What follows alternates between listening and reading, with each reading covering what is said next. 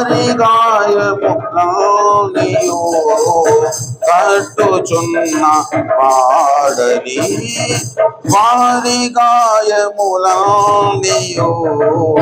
కట్టుచున్న వాడని, దేవునికి స్తోత్రము గానము చేయుటయే మంచిది. మనమందరము స్తుతి గానము చేయుటయే మంచిది.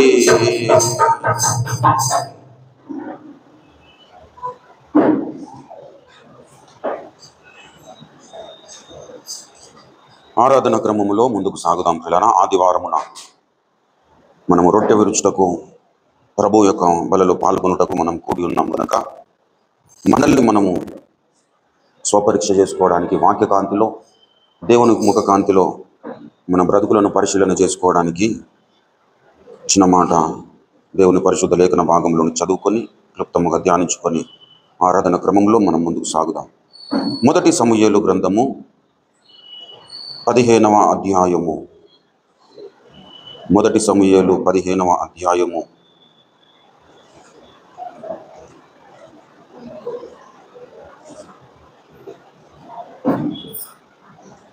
17వ 18వ వచనములు 19వ వచనము 3 వచనాలు చదువుతున్నాను, చిత్తగించండి.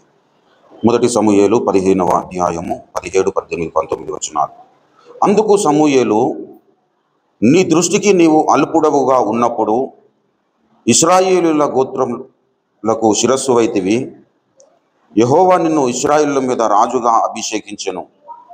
మరియు యెహోవా నిన్ను సాగనంపి, నీవు పోయి పాపాత్ములైన అమాలేకీయులను నిర్మూలము చేయుము, వారు లయమగు వరకు వారితో యుద్ధము చేయుమని సెలవీయగా, నీవు ఎందుచేత యెహోవా మాట వినక దోపుడు మీద ఎగబడి ఆయన దృష్టికి కీడు చేసితివనెను. చదవబడిన ఈ పరిశుద్ధ లేఖన భాగమును దేవుడు మన వినికిడిలో ఆశీర్వదించి ఫలింపజేయును గాక. ఆమేన్. చిన్న మాట ప్రార్థన చేసుకుందాం. ప్రేమ కలిగిన మా ప్రియ పరలోకపు తండ్రి, జీవము కలిగిన మా మిక్కిలి గొప్ప దైవమ్మ, నీకు వందనాలు. ఒక వారం దినములు మా బ్రతుకులలో క్షేమముగా దాటిపోజేసి మరొక నూతన పునరుత్థాన దినమును మా బ్రతుకుల్లో మీరు అనుగ్రహించి ఈ ఉదయకాల సమయములో నా తండ్రి నీ సన్నిధానంలో చేరడానికి అనుకూలమైన పరిస్థితులను మాకు అనుగ్రహించిన తండ్రి, నీకు వందనాలు, కృతజ్ఞతాస్తుతులు, స్తోత్రములు. ఇంతవరకు నిన్ను పాడి పొగడి స్తుతించడానికి మీరు ఇచ్చిన గొప్ప అవకాశంను బట్టి, ధన్యతను బట్టి నీకు వందనాలు. ఈ సమయంలో చదవబడిన నీ పరిశుద్ధ లేఖన భాగమును బట్టి నీకు వేలాది వందనాలు, కృతజ్ఞతాస్తుతులు, స్తోత్రములు. ప్రభువా, చదవబడిన ఈ పరిశుద్ధ లేఖన భాగము ద్వారా నాతో మాతో మీరు మాట్లాడండి. కన్న తండ్రి నీకు వందనాలు, స్తోత్రములు. ప్రభువా, నా మాట అగ్ని వంటిది కాదని ప్రభా, నా తండ్రి నీ లేఖనము సెలవిస్తుంటుండగా అగ్ని వంటి మాటను నా ప్రభా పంపించండి. కన్న తండ్రి నీకు వందనాలు, స్తోత్రములు. ప్రభువా, నిలబడిన నీ యొక్క దీన సేవకుడు కేవలము వట్టివాడే నాయన, నిష్ప్రయోజకుడే.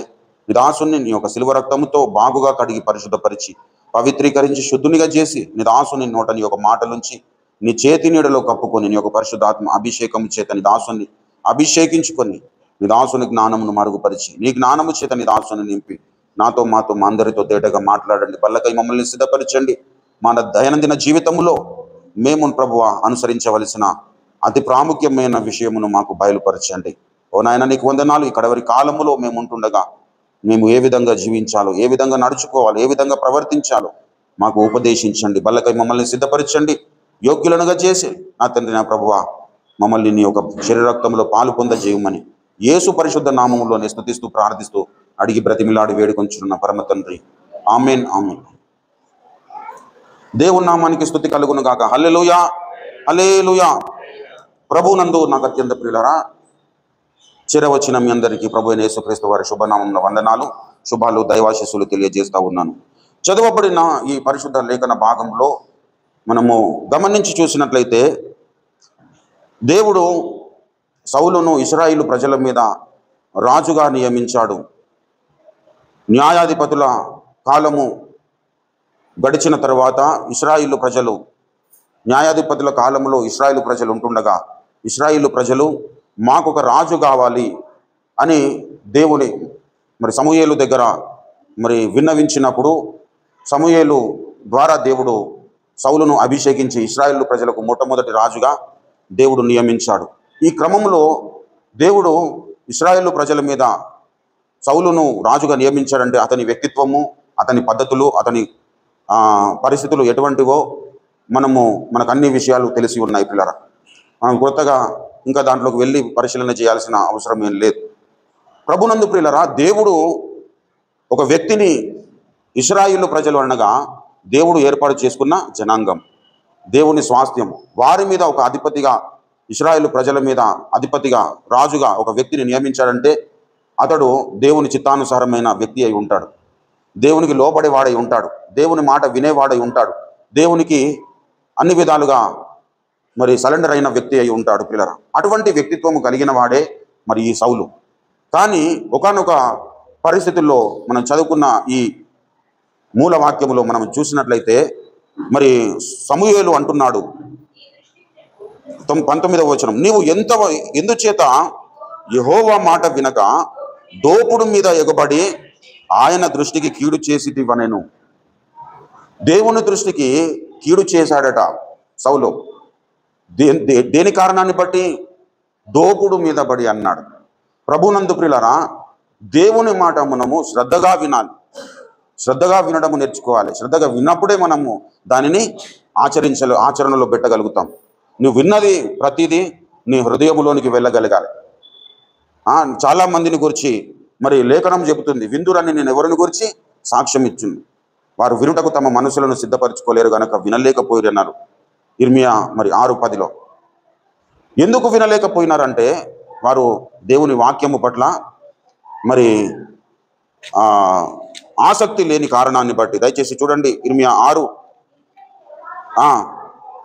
ఇదిగో వారు యెహోవా వాక్యమందు సంతోషము లేని వారై దానిని తృణీకరింతురు. దేవుని మాటలను మనము వినాలి. ఒకప్పుడు ఈ యుగధర్మము చొప్పున నడుచుకున్నాం, ఈ లోకం చెప్పినట్లుగా మనము జీవించాం. కానీ రక్షణ పొందిన ప్రతి విశ్వాసి జీవితంలో మొట్టమొదటిగా మనకు ఉండవలసిన లక్షణం ఏంటంటే మన ప్రవర్తన అంతటి మీద ఆయన అధికారమునకు ఒప్పుకోవాలి. హల్లెలూయా. అప్పటి వరకు నా అధికారం చేత నేను జీవించాను, నా తలంపుల చేత నేను జీవించాను, నా ఆలోచనల చేత బ్రతికాను, ఈ యుగధర్మము చొప్పున నడుచుకున్నాను, ఈ లోకం ఎలా నడుచుకుంటే అలా నడుచుకున్నాను. కానీ రక్షణ పొందిన తర్వాత మన పరిస్థితి అలా ఉండొద్దు పిల్లలు. రక్షణ పొందిన తర్వాత నీ జీవితం దేవునికి ప్రతిష్ఠితమైపోవాలి. హల్లెలూయా. దేవుడు ఏది చెబుతాడో అది చేయాలి, దేవుడు ఏది చెప్పలేడో అది చేయడానికి నీకు ₹1,00,00,000 ఎవరైనా ఇస్తానా కానీ దాన్ని చేయకుండా ఉండాలి. హల్లెలూయా. ఈ లోకపు ధననిధులన్నీ ముందర పెట్టేసి నువ్వు దేవుడు చేయకూడనిది చేయొద్దు అని చెప్పినది చేయమంటే అది చేయకుండా ఉండడము భక్తుని యొక్క లక్షణం, నిజమైన విధేయుని యొక్క లక్షణము. హల్లెలూయా. అటువంటి వారి ఎడల దేవుడు ఆనందిస్తాడు పిల్లలు. ప్రభునందు ప్రియులారా, దేవుని యొక్క వ్యక్తిత్వము ఎటువంటిదంటే మరి దేవుని యొక్క వ్యక్తిత్వం గురించి ఒక భక్తుడు పాట రాస్తూ, లోక బంగారము ధన ధాన్యాదులు ఒక చోటు నీతో సరితూగున జీవనదులన్నీ సర్వ సంగ్రాములై ఒకటై ఎగసిన నిన్ను తాకగలవా నీలా జాలిగల ప్రేమగల దేవుడేడి నీవేగా మంచి దేవుడవు నీతో సమమెవరు నీలా ప్రేమించేదెవరు నీలా క్షమించేదెవరు యేసయ్యా నీలా పాపికై ప్రాణం పెట్టిన వారెవరు నీలా పాపికై ప్రాణం పెట్టిన వారెవరు. ప్రభునందు ప్రియులారా, దేవుని యొక్క మహాత్మ్యము గురించి ఆ భక్తుడు వివరిస్తూ అంటాడు, నీలా ప్రేమించేవారు ఎవరు లేరు, నీలా క్షమించేవారు. అయితే ఆయనలాగా ఉన్నతమైన మాటలు చెప్పేవారు కూడా ఎవరు లేరు పిల్లలు. ఆయనలాగా ప్రయోజనకరమైన విషయాల మీద గురించి మాట్లాడేవారు ఎవరు లేరు. ఆయన ప్రయోజనకరమైన విషయాలను మనతో మాట్లాడతాడు. మనము వాటిని ఏ విధంగా ఆసక్తిగా వినాలి, శ్రద్ధగా వినాలి. దేవుని మాటలు విన్నప్పుడు ఆ మాటలు మన జీవితాల్లో కార్యములు చేయగలగాలి పిల్లలు. విని విడిచిపెట్టు వారమై ఉండక వాక్య ప్రకారము ప్రవర్తించు వారమై ఉండాలి అన్నాడు. మీరు వినువారు మాత్రమై ఉండి మిమ్మును మీరు మోసపరుచుకోకూడదు అన్నాడు. దయచేసి మీరు యాకోబు పత్రికలోనికి మీరు వచ్చినట్లయితే అక్కడ మరి మీరు వినువారు మాత్రమే 22వ వచనం, మొదటి అధ్యాయం 22. మిమ్మును మీరు మోసపుచ్చుకొనకుండా వాక్య ప్రకారము ప్రవర్తించు వారునై యుండు. ఎవడైనను వాక్యమును వినువాడై ఉండి దాని ప్రకారము ప్రవర్తింపని వాడైతే వాడు అద్దములో తన సహజ ముఖమును చూచుకొను మనుషుని పోలి ఉండును. వాడు తను చూచుకొని అవతలికి పోయి తాను ఎట్టివాడు వెంటనే మర్చిపోవును కదా. చూడండి ప్రియులారా, ప్రభునందు ప్రియులారా, అద్దములో తన సహజ ముఖమును చూసుకొని బయటకు వెళ్ళి అవతలికి వెళ్ళి దానిని మర్చిపోయే పరిస్థితి ఎవరికి ఉంటుందంటే, విని దానిని అవలంబించని వారు. వింటున్నారు, వినలేరని కాదు. ఎవడైనాను వాక్యమును వినువాడై ఉండి దాని ప్రకారము ప్రవర్తింపని వాడైతే అన్నాడు. దేవుని వాక్యము వినడము ప్రాముఖ్యము. అదేవిధంగా ఆ వాక్యము విన్న వాక్యము ప్రకారంగా మనము ప్రవర్తించడము మరి మన జీవితంలో కార్యసాధకం అవుతూ ఉండాలి పిల్లలు. చాలా మంది వింటున్నారు, యేసును గురించి వింటున్నారు. ఎఫెసీ పత్రికలో 4:20-21 వచనంలో ఏం చెబుతాడు? మీరు యేసును గురించి విని ఆయన యందలి సత్యము ఉన్నట్టుగా మీరు ఉపదేశింపబడిన ఎడల మీరు అలాగున క్రీస్తును నేర్చుకున్న వారు కారు అన్నాడు. ఎందుకు కారు? క్రీస్తును నేర్చుకోలేకపోవడానికి గల కారణం ఏంటి? మాట వినలేరా అంటే విన్నారు, సత్యము ఉన్నట్టుగా ఉపదేశింపబడ్డారు, కానీ అలాగున్న క్రీస్తును నేర్చుకోలేకపోయారు. ఎందుకు క్రీస్తును నేర్చుకోలేకపోయారు? క్రీస్తును నేర్చుకున్న వారు మరి ఎలా జీవిస్తారంటే, విన్న వాక్యము తమ బ్రతుకుల్లో కనబడుతుంది పిల్లలు. హల్లెలూయా. విన్న వాక్యము తమ జీవితాల్లో కార్యసాధకం అవుతుంది. విన్న వాక్యము ప్రకారంగా వాళ్ళ జీవనాన్ని సాగిస్తారు. విన్న వాక్యము మన జీవితంలో కార్యము చేయకపోతే మనం ఎంత విన్నా ప్రయోజనము లేదు ప్రియులరా. విన్న వాక్యము మన జీవితంలో ప్రయోజనకరముగా ఉండగలగాలి. దయచేసి యెషయా ప్రవచన గ్రంథములో మనము చూసినట్లయితే 26వ అధ్యాయము 26వ అధ్యాయము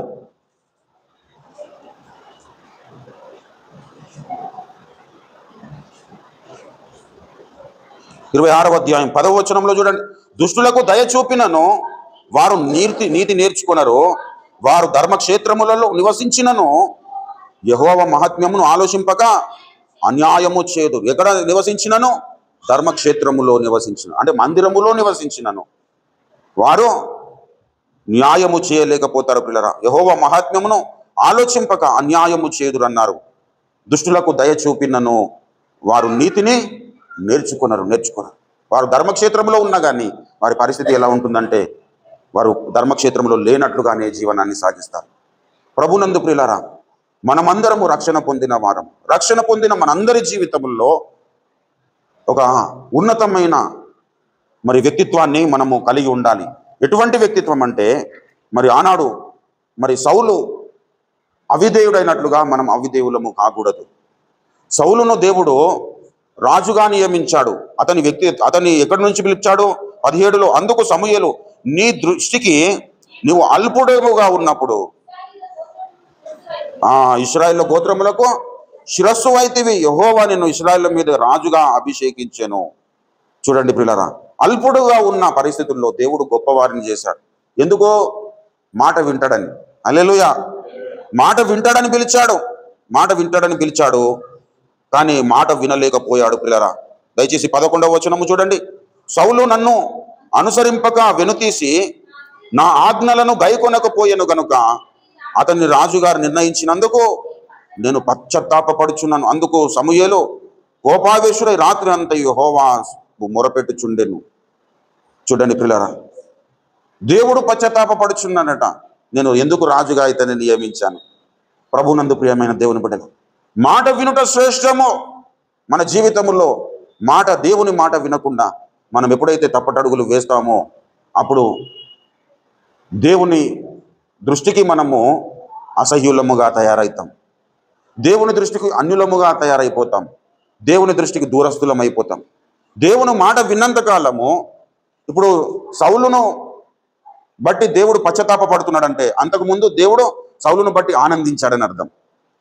ఇప్పుడు పశ్చాత్తాపపడుతున్నాడు. ఎందుకు? ఆయన మాట వినని కారణాన్ని బట్టి. కానీ మాట విన్నప్పుడు సౌలు భక్తుని బట్టి దేవుడు ఆనందించాడు. పిల్ల, మనల్ని బట్టి దేవుడు ఆనందించాలంటే వింటున్న ప్రతి మాట ప్రకారంగా మనం జీవించడానికి మన జీవితాలను పురికొల్పుకోవాలి. పిల్ల, దేవుని మాట వినడానికి మన శరీరము ఒప్పుకోదు. దేవుని మాట వినడము లోకానికి ఇష్టం ఉండదు. లోక సంబంధివైతే దేవుని మాట వినడం నీకు కూడా ఇష్టం ఉండదు. పిల్ల, చాలామంది క్రైస్తవ జీవితమును జీవిస్తూ దేవుని మాటను తృణీకరిస్తూ ఉన్నారు, దేవుని మాటను తిరస్కరిస్తూ ఉన్నారు. పెదవులతో ఆయన యొద్దకు వచ్చుచున్నారు, కానీ హృదయము దేవునికి దూరము చేసుకొని ఉన్నారన్నాడు. యెషయా 29:13 చూడండి. యెషయా ప్రవచన గ్రంథము 29వ అధ్యాయము. ప్రభువు ఇలాగూ సెలవిచ్చుచున్నాడు, ఈ ప్రజలు నోటి మాటతో నా యొద్దకు వచ్చుచున్నారు, పెదవులతో నన్ను గణపరచుదురు కానీ తమ హృదయము నాకు దూరము చేసుకొని ఉన్నారు. వారు నా ఎడల చూపు భయభక్తులు మానవుల విధులను బట్టి వారు నేర్చుకున్నారు. మానవుల విధులను బట్టి, ఒకప్పుడు మానవుల విధులను బట్టి నడుచుకొని దేవునికి దూరస్తులు అయిపోయారు, దేవునికి అన్యులైపోయారు, దేవునికి మరి దేవుడు లేని పరజనులుగా తయారైపోయినారు. అటువంటి వారు మరలా ఏం చేస్తున్నారట? మానవుల విధులను బట్టి దేవుని దగ్గరికి వస్తున్నారు. హృదయము నాకు దూరము చేసుకొని ఉన్నారు, ఇదిగో వారు నా ఎడల చూపు భయభక్తులు మానవుల విధులను బట్టి నేర్చుకున్నవన్నారు. వీరిని గురించి యేసుక్రీస్తు ప్రభు వారు అంటారు మత్తయి సువార్త 15వ అధ్యాయంలో ఇదే మాటను అక్కడ ఉటంకిస్తూ చెబుతాడు. వేషధారులారా అని చెబుతూ 15వ అధ్యాయం చదవండి 7వ వచనం. వేషధారులారా, ఈ ప్రజలు నన్ను పెదవులతో గణపరచుదురు గాని వారు హృదయము నాకు దూరము చేసుకొని ఉన్నారు. చదవండి. మనుషులు కల్పించు పద్ధతిలో దైవోపదేశములని బోధించుచు వారు నన్ను వ్యర్థముగా ఆరాధించుచున్నారు. దేవుణ్ణి వ్యర్థముగా ఆరాధించుచున్నారట. అంటే వ్యర్థముగా ఆరాధించటం అంటే హృదయముతో ఆరాధించలేకపోతున్నారు. ఎవరైతే తమ హృదయముతో దేవుణ్ణి ఆరాధిస్తారో వారిని గురించి దేవుడు సంతోషిస్తాడు పిల్లలు, వారిని గురించి దేవుడు ఆనందిస్తాడు. హృదయముతో మనము దేవుణ్ణి ఆరాధించాలంటే దేవుని మాటలను మనము సీరియస్గా తీసుకోవాలి పిల్లలు. దేవుడు చెప్పిన ప్రతి విషయాన్ని మనం జాగ్రత్తగా గైకొనాలి. విన్న వాక్యము మన హృదయాల్లో, మన జీవితాల్లో కార్యము చేయగలగాలి. విని విడిచిపెట్టు వారమై ఉండక వాక్య ప్రకారము ప్రవర్తించు వారమై ఉండాలి పిల్లలు. దేవుని వాక్య ప్రకారము ప్రవర్తించిన వాడు వాని జీవితం ఎలా ఉంటుందంటే, మరి మత్తయి సువార్త 7వ అధ్యాయంలో చెబుతాడు కదా, ఈ నా మాటలు విని వాడి చొప్పున చేయు ప్రతివాడు బండ మీద ఇల్లు కట్టుకొనిన బుద్ధిమంతుని పోలిని ఉండునన్నాడు. ఈయన మాటలు విని వాడి చొప్పున చేయు ప్రతివాడు బండ మీద ఇల్లు కట్టుకొనిన బుద్ధిమంతుని పోలి ఉండును. అప్పుడు వాన వస్తుంది, వరదలు వస్తాయి, కానీ దాని పునాది ఎక్కడుంది? బండ మీద ఉన్నది కనుక దానికి ఏమీ మరి ప్రాబ్లం ఏమి ఉండదు ప్రియులారా. కానీ ఈయన మాటలు విని వాటి చొప్పున చేయకుండా ఉండవాడేమో ఇసుక మీద ఇల్లు కట్టుకుని బుద్ధిహీనుని పోలి ఉండును అన్నాడు. 26 చూడండి, 7:26. మరియు ఈయన మాటలు విని వాటి చొప్పున చేయని ప్రతివాడు ఇసుక మీద తన ఇల్లు కట్టుకొనిన బుద్ధిహీనుని పోలి ఉండును. బుద్ధిహీనుని పోలి ఉండును. మనము బుద్ధిమంతులముగా ఉండడానికి పిలువబడిన వారు, కానీ కొంతమంది బుద్ధిహీనులుగా తయారవుతారట. ఎందుకో? దేవుని మాటలు వింటారా? వింటాం, కానీ వాటి చొప్పున చేయం. హల్లెలూయా. వింటారు కానీ చేయలేని పరిస్థితి ప్రియులారా. పరిసయ్యులు ఆ విధంగానే జీవనాన్ని సాగించారు. విన్నారు, మీరు వింటురు కానీ వాటి చొప్పున చేయరు అంటాడు. విన్న ప్రతి మాట ప్రకారంగా మనము చేయడానికి మనము ఎప్పుడైతే సిద్ధపడతామో అప్పుడు మన జీవితము బండ మీద స్థిరపడుతుంది.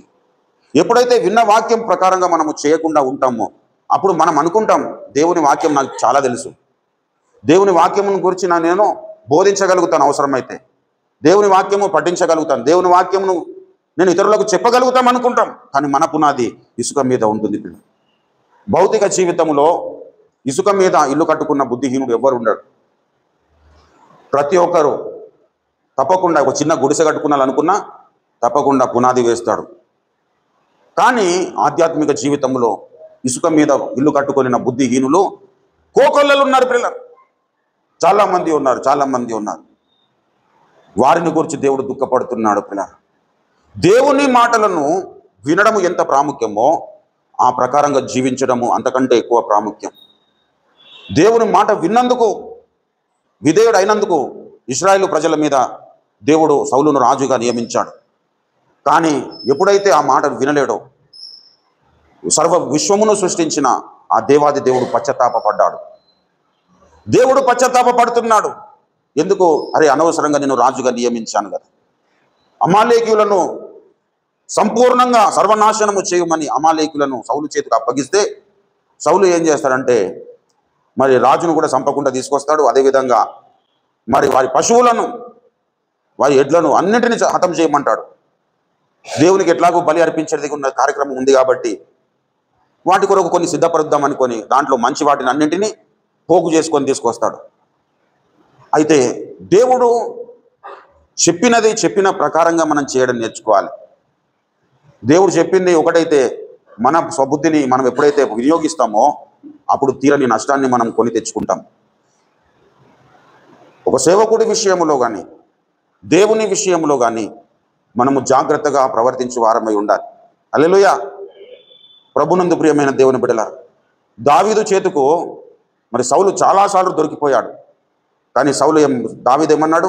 అభిషేకించిన వాణ్ణి నేను ముట్టొద్దు అనుకున్నాడు. అటువంటి ప్రవర్తన ఎవరిలోనైతే ఉంటుందో వారిని బట్టి దేవుడు సంతోషిస్తాడు. సౌలును బట్టి దేవుడు ఒకప్పుడు సంతోషించాడు. కానీ సౌలు యొక్క ప్రవర్తనను కొంతకాలం తర్వాత చేంజ్ అయిపోయింది. పిల్లల, దేవుడు మనల్ని ఉన్నతమైన వ్యక్తులనుగా తీర్చడానికి కొన్ని అవకాశాలను కలగజేసినప్పుడు మనం ఇంకా చాలా జాగ్రత్తగా ఉండడం నేర్చుకోవాలి. మనము ఎంత ఎదుగుతుంటామో అంత ఒదిగి ఉండడం నేర్చుకోవాలి.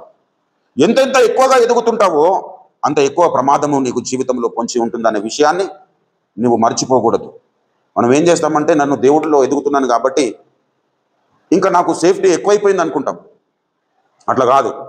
ఈ భౌతిక జీవితంలో మనం గమనించి చూసినట్లయితే ఇప్పుడు మామూలుగా ఒక సర్పంచ్కి ఉన్నంత కొద్ది మంది శత్రువులు ఒక ముఖ్యమంత్రికి ఉండరు. చాలా ఎక్కువ మంది అయిపోతారు ఎదుగుతున్న క్రమంలో. ఒక మామూలుగా ఒక ఓటర్గానే ఉన్నావు అనుకో, నీకు అంత శత్రువులు ఉండరు. అదే నువ్వు సర్పంచ్గా నిలబడ్డప్పుడు నీకు వ్యతిరేకత కొంత ఏర్పడుతుంది, ఒక ఆపోజిషన్ అనేది ఏర్పడుతుంది. ఆ విధంగానే నీ పదవి అనేది చేంజ్ అవుతూ ఒక జెడ్పీటీసీ పోస్టుకు, ఒక ఎమ్మెల్యే పోస్టుకు, ఒక ఎంపీ పోస్టుకు, ఒక ఉన్నతమైన పోస్టుకు, ఒక సీఎం పోస్టుకు, అంతకంటే ఎక్కువమైన పోస్టులకు నువ్వు వెళ్ళినప్పుడు నువ్వు ఎంతెంత ఎక్కువగా ఎదుగుతుంటావో అంత ఎక్కువ మంది శత్రువులు తయారవుతారు. అంత ప్రమాదం ఎక్కువగా అవుతుంది. పిల్లల, భక్తి జీవితంలో కూడా సేమ్ యాజ్ ఇట్ ఈస్గా అట్లనే ఉంటుంది. నువ్వు ఎంత ఎక్కువగా దేవునిలో ఎదుగుతుంటావో అంతగా దుష్టుడైన అపవాది నిన్ను టార్గెట్ చేస్తూ ఉంటాడు. నిన్ను కృంగదీయాలని కోరుకుంటుంటాడు. నిన్ను ఏ విధంగానైనా దేవునికి దూరం చేయాలని వాడు ప్రయత్నం చేస్తాడు. ఆ ప్రయత్నంలో సులువుగా చిక్కులు పెట్టే పాపములోనే నిన్ను చిక్కుకునేలా చేస్తాడు. పిల్లల, సౌలు వ్యభిచారం చేసినందుకు దేవుడు పశ్చాత్తాపపడ్డా? విన్న మాట ప్రకారంగా జీవించలేని కారణాన్ని బట్టి. చాలా మంది దీన్ని సీరియస్గా తీసుకోరు. పిల్లరా, ఏం కాదు, మాట వినకపోవడం ఎంత చిన్న పొరపాటే అనుకుంటాం. కానీ దేవుడు కన్నీరు గార్చే పరిస్థితిని ఆ ఒక్క చిన్న పరిస్థితి తీసుకొస్తుంది. ప్రభునందు ప్రియులారా, మాట వినడము శ్రేష్టము అన్నాడు. దయచేసి సమూయేలు చూడండి. సమూయేలు గ్రంథం అదే అధ్యాయము 15వ అధ్యాయము 22 చూడండి. అందుకు సమూయేలు తాను సెలవిచ్చిన ఆజ్ఞను ఒకడు గైకొనుట వలన యెహోవా సంతోషించినట్లు ఒకడు దహన బలులు అర్పించుట వలన ఆయన సంతోషించునా? ఆలోచించుము. బలులు అర్పించుట కంటే ఆజ్ఞను గైకొనుటయు, పొటేళ్ల క్రొవ్వును అర్పించుట కంటే మాట వినుటయు శ్రేష్టము. దేవుని నామానికి స్తుతి కలుగును గాక. హల్లెలూయా. బలులు అర్పించినప్పుడు దేవుడు ఆనందించాడు. పిల్లరా, పొటేళ్లను అర్పించినప్పుడు దేవుడు ఆనందించాడు. మాట విన్నప్పుడు, దేవుని మాట మన జీవితంలో తప్పిపోకుండా విన్నప్పుడు దేవుడు ఆనందిస్తాడు. పిల్లరా, చాలా మంది ఏమనుకుంటారంటే దొంగతనం చేయడం పాపం అనుకుంటారు. ఇది క్రైస్తవ సమాజంలో దుష్టుడు తీసుకొచ్చిన ఒక పరిస్థితి. పిల్లరా, నువ్వు వ్యభిచారం చేస్తే పాపం అంటాడు, దొంగతనం చేస్తే పాపం అంటాడు, లేదంటే నరహత్య చేస్తే పాపం అంటాడు. కానీ అబద్ధమును దూరం చేస్తాడు. పిల్ల, చిన్న అబద్ధమే కదా, పర్వాలేదులే అంటాడు. ప్రభునందు పిల్లరా, ఎప్పుడైతే నువ్వు అబద్ధం ఆడతావో అప్పుడు నువ్వు వ్యభిచారము చేసిన దానికంటే ఎక్కువగా దేవుడు దుఃఖపడతాడు. పిల్ల, ఎక్కువగా పశ్చాత్తాపపడతాడు. మన జీవితంలో దేవుడు ఒక ఉన్నతమైన వ్యక్తిత్వంలోనికి మనల్ని నడిపిస్తున్న క్రమంలో దేవుని మాటను అలక్ష్యము చేసే పరిస్థితిని దుష్టుడు నెలకొల్పుతాడు. పిల్ల, ఏం కాదు, చాలామంది ఎక్కువ సభ్యులు అయిపోయినారు కదా, బల్లెరవడము ఎందుకు? నీకు 2 వారాలకు ఒకసారి చేసుకో, తప్పకుండా అట్లనే చేయమని చెప్పలేడు కదా అని ఒకడు అంటాడు. ఇంకొకరు అంటారు, 2 వారాలకు కాదు, వారం నెలకు ఒకసారి. ఎక్కువ మంది అయిపోయారు కదా. ఇప్పుడు 50,000 మందికి ప్రతి వారం పల్లియాలంటే నువ్వు వాక్యం ఎప్పుడు చెప్తావు అంటాడు. ఎక్కువ మంది వస్తున్నారు కాబట్టి 2 సెషన్లు పెట్టాల్సి వస్తుంది, 3 సెషన్లు పెట్టాల్సి వస్తుంది, 4 సెషన్లు పెట్టాల్సి వస్తుంది. కాబట్టి ఇబ్బంది అయిపోతుంది. ఎందుకు? పర్వాలేదు, దేవుడు క్షమిస్తాడు అని చెప్పేసి చాలామంది ప్రభు యొక్క బలలో పాల్గొనలేకపోతున్నారు. చిన్న విషయం అనిపిస్తుంది, కానీ దేవునికి దుఃఖము కలిగించే పనులు చేస్తూ ఉన్నారు. యేసయ్య ఏమన్నాడు? ఒట్టిగా అన్నాడా? నా శరీరమును తిని నా రక్తము త్రాగువాడు నిత్య జీవం గలవాడు అన్నాడు. ప్రభునందు ప్రియులారా, అన్న దేవుడే ఆదివారమున మేము రొట్టె విరుచుటకు కూడి ఉన్నప్పుడు అనే మాటను రాయించాడు. ఎందుకు రాయించాడు? మళ్ళా మాట వినలేకపోతున్నారు పిల్లలు. విశ్వాసులు వినలేకపోవడం ఒకటైతే, దైవజనులు కూడా దేవుని మాటను కదరు చేయడం లేదు పిల్లలు, వినడం లేదు. కాబట్టి ఇష్టం వచ్చినప్పుడు బలి తెరుచుకుంటున్నాం. ఇప్పుడు మొదటి ఆదివారం రోజు అంటే మిగతా ఆదివారాలన్నీ పర్ఫెక్ట్ కాదని అర్థం. అంతకుముందు ఉపవాసం ఉండాలన్నట. మళ్ళా మన వలన అవుతుందా? సంపూర్ణంగా దేవుడు నన్ను సంపూర్ణంగా క్షమించినాడు, నేను అన్ని చేసిన ప్రతి దోషం నేను ఒక్కటి కూడా పొల్లుపోకుండా ఒప్పుకున్నాననే పరిస్థితి ఎవరికైనా ఉంటుందా? ఎవరికి ఉండదు పిల్లరా, ఎవరికి ఉండదు. అపోస్తులు, ప్రవక్తలు అందరూ కూడా వాళ్ళు ఏమన్నారు తెలుసా? దావీదు భక్తుడు ఏమంటాడు? అంత పరీక్షించుకున్న తర్వాత ఇంకా నీకు ఆయాసకరమైన మార్గము అయింది. మనం ఎప్పుడు కూడా పర్ఫెక్ట్గా అన్ని విషయాల్లో ఒప్పుకునే పరిస్థితి ఉండదు. కానీ దేవునికి ఒప్పుకున్నంత వరకు ఒప్పుకొని, దేవా ఇంకా నాకు చేతనైనంత నేను ఒప్పుకున్నాను, ఇంకా ఏమన్నా నాలో ఇంకా దోషములు ఉంటే నీకు ఆయాసకరమైన మార్గము నా యందు ఉన్నదేమో చూడండి అని ఎప్పుడైతే మనము దేవునికి అప్పగించుకుంటామో అప్పుడు మన జీవితాలను దేవుడు శాసిస్తూ ఉంటాడు. మన మాటలతో దేవుని అధికారం కిందికి రావద్దు, సంపూర్ణంగా దేవుని అధికారం కిందికి రావాలి. మన శరీరాత్మ ప్రాణములతో దేవుని అధికారం కిందికి రావాలి. మనసుతో దేవుని దగ్గరికి వచ్చేసి శరీరము ఇంకకన్నో పెట్టేసుకుంటే దేవుడు ఆనందిస్తాడా? శరీరముతో ఆ మనసుతో దేవుని దగ్గరికి వచ్చేసి నీకుంటున్న ఆస్తుపాస్తులు అన్నింటినీ నువ్వు లోకానుసారంగా నువ్వు ఖర్చు పెట్టుకుంటే దేవుడు ఆనందిస్తాడా? నీ శరీరము, నీ ప్రాణము, నీ ఆత్మ, నీకున్న ధనము, నీకున్న సమస్తము దేవుని అధికారం కిందికి రావాలి. హల్లెలూయా. అప్పుడు దేవుడు ఆనందిస్తాడు. అప్పుడు వారిని గురించి దేవుడు ఆనందిస్తాడు. పిల్లలు, ఒకడు పొటేల రక్తం అర్పించినందుకు ఆనందించాడు, ఆయన మాట విన్నందుకు వింటాడు, దేవుడు ఆనందిస్తాడు. వేలాది నదులంతా విస్తార తైలము నీకిచ్చిన చాలునా,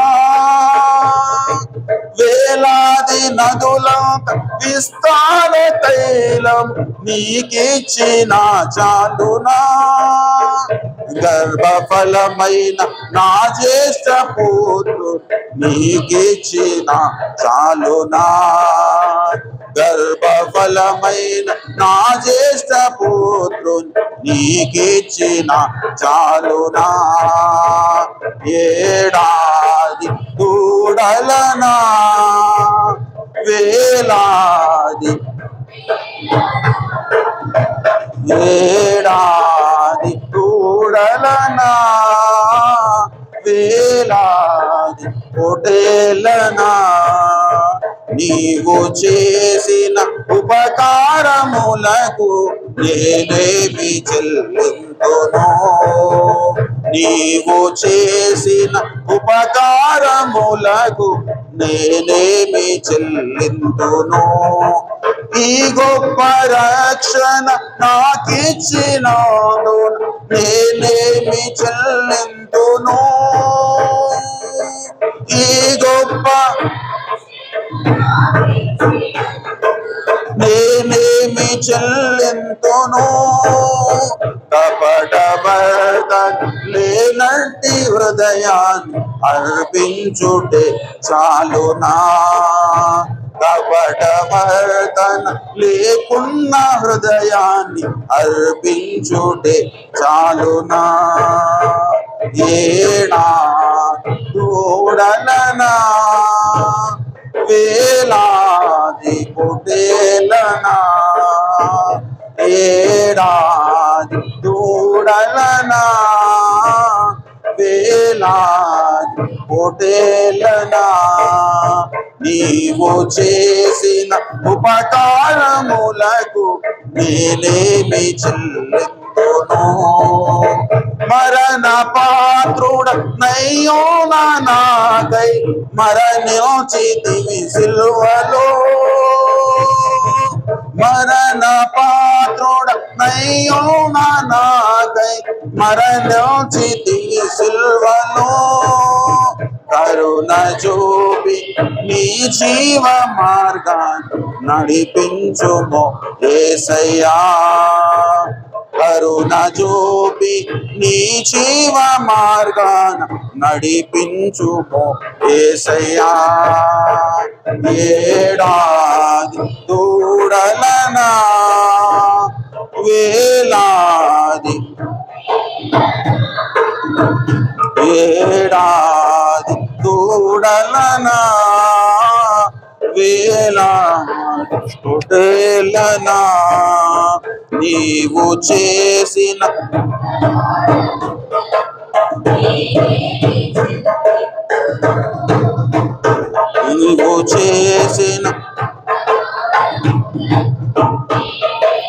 చెల్లింతును. ప్రభువునందు ప్రియమైన దేవుని బిడ్డల, దేవుడు దేనిని బట్టి ఆనందిస్తాడో మనము జాగ్రత్తగా ఎరిగిన వారమై ఉండాలి. నీ అర్పణను బట్టి దేవుడు ఆనందించాడు. నువ్వు ఎన్ని కార్యములు నువ్వు చేసినా దేవుడు ఆనందించాడు. నీ మొట్టమొదటిగా నీ జీవితంలో నీకు ఉండవలసిన లక్షణం ఏంటంటే, రక్షణ పొందిన మనందరి జీవితంలో ఉండవలసిన అతి ప్రాముఖ్యమైన లక్షణం ఏంటంటే, దేవుని మాటకు మనము విధేయులము కావాలి. ఎప్పుడైతే విధేయులం అవుతామో మన బ్రతుకు మారిపోతుంది. పిల్లలు, సంఘమును హింసించిన సౌలు భక్తుణ్ణి, సౌలును దేవుడు పౌలుగా మార్చుకున్నాడు. ఆ పౌలుగా మారిన క్రమములో పౌలన్న చేసిన గొప్ప పని ఏంటి? ఆకాశము నుండి కలిగిన ఆ దర్శనమునకు నేను అవిధేయుడను కాక అంటాడు. ప్రతిరోజు ప్రతి నిమిషము ఈ మాట మన పెదవుల మీద ఉండాలి. దేవా, నీ మాటకు నేను అవిధేయుడను కాలేదు. చెప్పగలమా? చెప్పండి. ఆయన మన కొరకు రక్తము చిందించాడు, పిడిగుద్దులు తిన్నాడు, ఉమ్ము వేయించుకున్నాడు, ఎన్నో అవమానాలు పొందాడు. దేవునితో సమానముగా ఉండుట విడిచిపెట్టకూడని భాగ్యం మనం ఎంచుకునలేదు. దాసుడుగా ఈ లోకానికి వచ్చాడు. ఒక పశువుల పాకలో, ఆ పెంటల మధ్యలో జన్మించాడు. అని అనుకుంటే ఒక రాజగృహంలో జన్మించలేడా? కానీ దీనులు, దరిద్రులు నా దగ్గరికి రావాలంటే నేను కూడా ఒక దీనునిగా, దరిద్రునిగా ఈ లోకంలోకి రావాలనుకున్నాడు.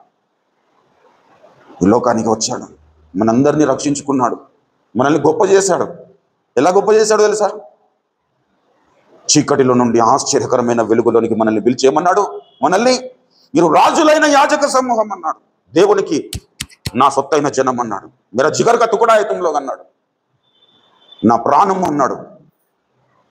ప్రాణము పెట్టునంతగా నన్ను ఆయన మనల్ని ప్రేమించాడు. ప్రాణము పెట్టి తిరిగి లేచాడు మన కొరకు. ప్రభునందు పిల్ల, ఇంతగా చేసిన దేవునికి నిజముగా మనం విధేయులమవుతున్నాము, లేదంటే సౌలులాగానే మనం తిరగబడుతున్నాము? నువ్వు సౌలులాగా తిరగబడితే అంతకుముందే దేవుడు నీ కొరకు నీ యొక్క స్టేటస్ను పక్కన పెట్టేసి నీకంటే మరీ శ్రేష్టమైన వ్యక్తిని ఎన్నుకోవడంలో ఏమాత్రము జాగు చేయడు. పిల్లల 15వ అధ్యాయములో మనం చూస్తున్నాం ఈ మాటలు. అమాలేకులతో యుద్ధము చేయడానికి పంపించి వారిని సంపూర్ణంగా హతము చేయడం అనే పరిస్థితి. కానీ 13వ అధ్యాయంలోనే దావీదును కనుగొంటాడు. హల్లెలూయా, ఇదిగో నా చిత్తానుసారమైన మనుషుని నేను కనుగొంటిని అన్నాడు. 13వ అధ్యాయము 14వ వచనము, యెహోవా తన చిత్తానుసారమైన మనస్సు కలిగిన ఒకరిని కనుగొని ఉన్నాడు.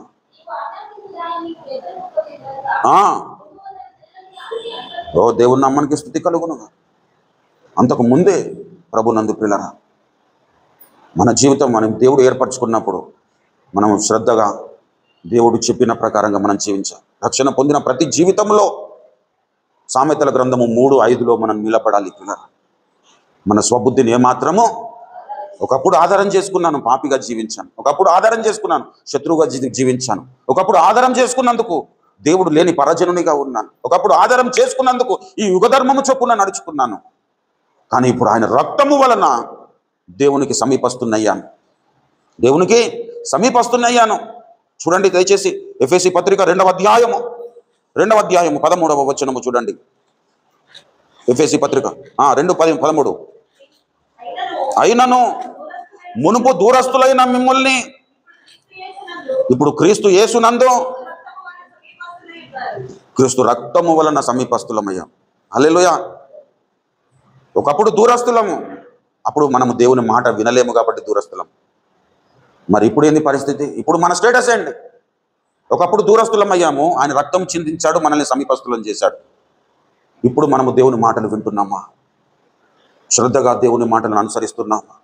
దేవుడు చెప్పిన ప్రకారంగా, ఆశించిన ప్రకారంగా, బోధిస్తున్న ప్రకారంగా, ఉపదేశ క్రమము చొప్పున మనము నడుచుకుంటున్నామా అనేది మనము ఆలోచన చేయాల్సిన అవసరం ఉంది ప్రియులారా. దుష్టుడైన అపవాది మనల్ని ట్రాప్ చేస్తాడు ప్రియులారా.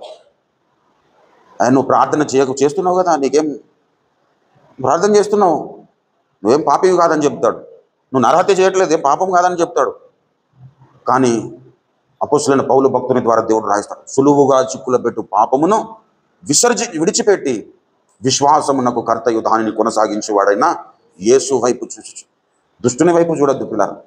దుష్టుడు నన్ను చూడు చూడు చూడు అని నన్ను ఫోర్స్ చేస్తాడు. దేవుడేమో తలుపు దగ్గరికి వచ్చి తట్టుతాడు.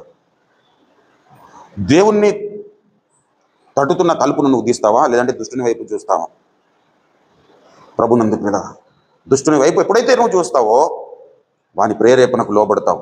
గలతీ సంఘస్థులను గురించి చెప్తాడు కదా, మీరు బాగుగా పరిగెత్తుచుంటిరి, సత్యమునకు విధేయులు కాకుండా మిమ్మల్ని ఎవడు అడ్డగించాను అంటాడు. సత్యమునకు విధేయులు కాకుండా ఎందుకు అడ్డగింపబడ్డారు వాళ్ళంటే, వాని ఒక దుష్టుని ప్రేరేపణకు లోబడ్డారు. పులిసిన పిండి కొంచెమైనను ముద్దంతయు పులియ చేయును. ప్రభునందు ప్రియులారా, బయట నుండి లోపలికి వచ్చినది మనల్ని అపవిత్రపరచదు, లోపల నుండి బయటకు వెళ్ళేదే మనల్ని అపవిత్రపరుస్తుంది. ఆ అపవిత్రమైన పరిస్థితిని దుష్టుడు క్రియేట్ చేస్తాడు. ఎలా అంటే, దేవునికి విధేయులను కాకుండా, దేవుని మాటను పట్టించుకోకుండా. ఒకప్పుడు మన బ్రతుకులేంటి? ఐగుప్తులో ఉన్నాం, పాపములో ఉన్నాం. పాపము నుండి విడిపింపబడిన ఆనాటి ఐగుప్తులను గురించి, ఆ ఇశ్రాయేలు ప్రజలను గురించి ఎన్ని మాటలు నేర్చుకోలేం మనం, అవునా? మీరు అలాగ ఉండకూడదన్నాడు, అట్లు చేయకూడదన్నాడు. ఆ సంగతులన్నీ దృష్టాంతములుగా వారికి సంభవించి యుగాంతమందున్న మనకు బుద్ధి కలుగుటకై వ్రాయబడినవన్నాడు. ఇంకా ఎందుకు పొరపాట్లు చేస్తారు? ఇంకా ఎందుకు సరుకుంటారు? ఇంకా ఎందుకు నిరాశ నిస్పృహలతో ఉంటారు? వారు ఆశించినట్లు ఇంకెందుకు చెడ్డ వాటిని ఆశిస్తారు? ఇంకా ఎందుకు చెడ్డ స్నేహాలు చేస్తారు? నువ్వు స్నేహం చేయాలనుకున్న వ్యక్తి నీకంటే పర్ఫెక్ట్ అయి ఉండాలి. హల్లెలూయా అని కోరుకుంటామా లేదా?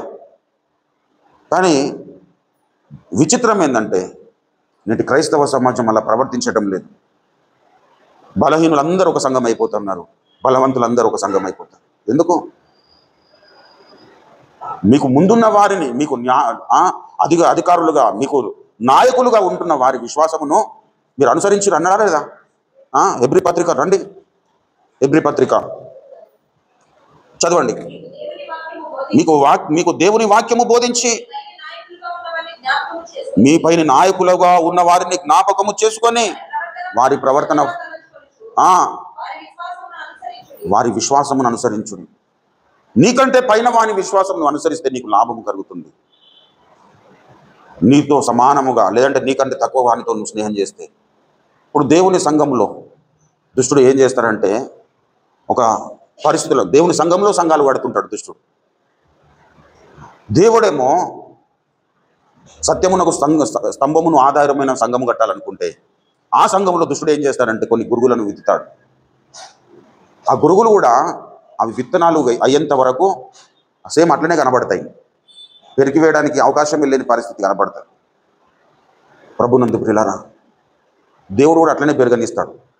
కానీ ఒక టైం వస్తుంది, ఆ టైం వచ్చినప్పుడు కయ్యేనును పక్కనే చేస్తాడు, ఏబేలును పక్కనే చేస్తాడు. పిల్లరా, కయ్యేను ఎప్పుడు కూడా ఏబేలుతో కలిసి ఉండలేడు, ఏబేలు కయ్యేనుతో కలిసి ఉండలేడు. కయ్యేను యొక్క వర్గము వేరవుతుంది, ఏబేలు యొక్క వర్గము వేరవుతుంది. కయ్యేను నా శక్తి సామర్థ్యము చేత దేవుని సంతోషపరచాలనుకున్నాడు, ఏబేలు దేవుని మాటను వినాలనుకున్నాడు. అంతే. హల్లెలూయా. కష్టపడి మనము దేవుని సంతోష పెట్టలేము. దేవుడు చేయమన్నది మనం జాగ్రత్తగా గైకొంటే మనం దేవుడు సంతోష పెట్టగలుగుతాం. ఒకప్పుడు మనము ఈ యుగ ధర్మము చొప్పున నడుచుకున్న పరిస్థితుల్లో దేవునికి మనము తావివ్వలేము మన బ్రతుకుల్లో. ఇప్పుడు దేవుడు కనికరించి ఆయన రక్తము చేత మనల్ని సమీపస్తులనుగా చేసుకున్నాడు. ఒకప్పుడు దూరస్తులైన మిమ్మల్ని ఆయన రక్తము వలన సమీపస్తులనుగా చేసుకున్నాడు కదా. ఈ సమీపస్తులమైన మనము దేవుని అధికారము కింద బ్రతికితేనే మనకు సేఫ్టీ. పిల్లల దేవుని అధికారము కింద బ్రతకకుండా దేవుని దుష్టుని అధికారము కింద బ్రతుకుతూ మనము కాలం గడిపితే మనకు ఏ మాత్రము ప్రయోజనం ఉండదు, చాలా నష్టపోతాం పిల్లలు. హల్లెలూయా. కాబట్టి అలా నష్టము జరగకుండా ఉండాలంటే దేవుని మాట వినాలి పిల్లలు. దేవుడు చేయమన్నది చేయాలి. దేవుడు ఉపదేశించిన క్రమములో మనం బ్రతకాలి. హల్లెలూయా. ఎన్నో ఉపదేశాలు మనం వింటాం. పోయిన ఆదివారం నేను విన్న ఉపదేశము నా ఆత్మీయ అభివృద్ధికి ఎంతో దోహదపడిందని చెప్పగలుగుతున్నాం. ఈ రోజులో ఏం చెప్పిండంటే మళ్ళీ మనము రాసుకున్న బుక్కును మనం తిరిగేయాలి. ఇప్పుడు అడిగిన అనుకో, నేను పోయిన వారం మూలవాక్యం ఏంటని ఎంతమంది చెప్పగలుగుతారు? ప్రభునందు ప్రియులారా, ఇది కాదు మన జీవితం. ఈరోజు దేవుడు మాట్లాడిన విషయము ఈ జీవితంలో నీకు అత్యవసరంగా కావాల్సిన విషయాన్ని మాట్లాడతాడు. సోదే కాదు ప్రియులారా. చాలా సంఘాల్లో సోదే నడుస్తుంది. ఎంతసేపు ప్రాస్పరిటీ గాస్పెల్. దేవుని దగ్గరికి రండి, ఆయన మిమ్మల్ని దీవిస్తాడు. దేవుని దగ్గర రండి, మీరు ఆశీర్వదింపబడతారు. దేవుని దగ్గర రండి, మీకు ఆరోగ్యం వస్తుంది. దేవుని దగ్గర రండి, మీకు కారు వస్తుంది, మీకు ఉద్యోగం వస్తుంది. అక్కడ కోకొల్లలుగా మనుషులు పోగవుతున్నారు. ప్రభునందు ప్రియులారా, అదే ఆశీర్వాదం అనుకుంటున్నారు. ఒకవేళ దేవుని దగ్గరికి రావడము వ్యాధి పోవడమే అనుకుంటే పౌలన్న ముమ్మారు ఎందుకు ప్రార్థన చేశాడు? నా కృప నీకు చాలునని దేవుడు ఎందుకు చెప్పాడు? అన్ని బాగున్నప్పుడు అందరూ సంతోషిస్తారు, ఏమి బాగలేనప్పుడు సంతోషించేవాడే దేవుని కుమారుడు కుమార్తె. హల్లెలూయా.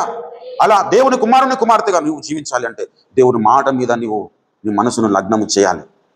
నీ ఆలోచన ప్రకారంగా నడుస్తావు. ఎప్పుడైతే నడుస్తావో అప్పుడు నీ అంతస్తును నువ్వు తగ్గించుకున్న వాని అవుతావు. దేవుని మాట ప్రకారంగా నువ్వు ఎప్పుడైతే జీవిస్తావో అల్పుణ్ణి గొప్పవాణిగా చేస్తాడు పిల్లరా. హల్లెలూయా. పెంట కుప్పల నుండి దీనుల పైకి లేపు ప్రభుడవు నీవే. పెంట కుప్పల నుండి దీనుల పైకి లేపు ప్రభుడవు నీవే. గర్వమనచి గద్దెలు దించి గనులనైనా మేపవగట్టి. గర్వమనచి గద్దెలు దించి గనుల మేపవగట్టి. రేయంబవలు నీ పద సేవే. జీవదాయక చేయుట మేలు.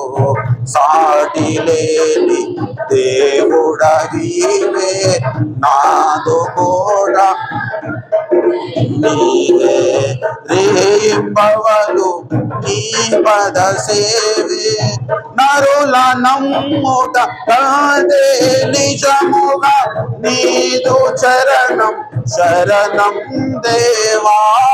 నరుల నిజముగా నీదు చరణం శరణం దేవా. రాజులను దర నమ్ముట కంటే రాజరాజవు నాగాశ్రయం. హల్లెలూయా. రాజులను దర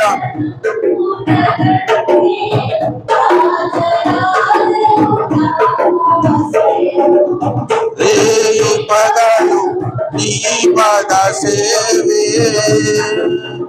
హల్లెలూయా.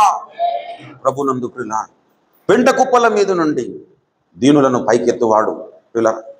అల్పుడుగా ఉన్న సౌలును రాజుగా నియమించాడు. తన స్వాస్థ్యమైన ఇశ్రాయేలు ప్రజల మీద అధిపతిగా నియమించాడు. కానీ గర్వం వచ్చింది. గర్వం వచ్చినప్పుడు గద్దెలు దించి గనుడైన సౌలును ప్రభునందు ప్రియులారా మరలా పతనా స్థితిలో చేర్చగలిగినాడు. నెబుకద్నెజరును గడ్డి మేసేటట్టుగా చేసినాడు ప్రభునందు ప్రియులారా. కాబట్టి మనము దేవుని దగ్గర మన తెలివిని ఉపయోగించద్దు. మిగతా లోకమంతా మనం ఎట్లా ఉపయోగించినా నడుస్తుంది. కానీ దేవుని దగ్గరకు వచ్చినప్పుడు ప్రభువా నేను నీ దాసుడను నీ దాసురాలను అని ఎవరైతే తమ్మును తాము తగ్గించుకుంటారో వారికి దేవుడు ఆశ్రయముగా ఉంటాడు. హల్లెలూయా. దేవుడు మనకు ఆశ్రయముగా ఉండకపోతే మనము ఎన్ని సంవత్సరాలు బ్రతికినా అది వ్యర్థమవుతుంది పిల్లల. హల్లెలూయా. దుఃఖము కూడా హిజ్కియా మొరబెట్టాడు. నీ దృష్టికి ఎంత యథార్థంగా బ్రతికిన ఒకసారి జ్ఞాపకం చేసుకోండి. బాగుపడ్డ తర్వాత ఏం చేశాడు? అనేక మంది యూదా యువకులు నశించడానికి కారకుడయ్యాడు. ఇప్పుడు ఆశీర్వదింపబడిన తర్వాత నష్టపరుచుకోవడం ఎంత దారుణమైన పరిస్థితి. అందుకే మరి పరమగీతములో సంఘ కన్యకను గురించి మీరు మాట్లాడుతూ సింహ వ్యాగ్రహములు ఉండు స్థలములో నువ్వు జాగ్రత్తగా ప్రవర్తించాల్సిన అవసరత ఉందని చెబుతాడు. దయచేసి పరమగీతము కావ్యము దయచేసి 4వ అధ్యాయము 7-8 వచనాలు చూసినట్లయితే, నా ప్రియురాల నీవు అధిక సుందరివి, నీ అందు కలంకమేమీ లేదు. ప్రాణేశ్వరి, లెబానోను విడిచి రమ్ము, నాతో కూడా రమ్ము. లెబానోను విడిచి నాతో కూడా రమ్ము. అమాన పర్వతపు శిఖరము నుండి, షేనీరు హెర్మోనుల శిఖరము నుండి, సింహ వ్యాఘ్రము నుండి గుహలు గల కొండలపై నుండి నీవు క్రిందికి చూచెదం. చూడండి, ఈమె ఎక్కడికి వెళ్ళిపోయిందట?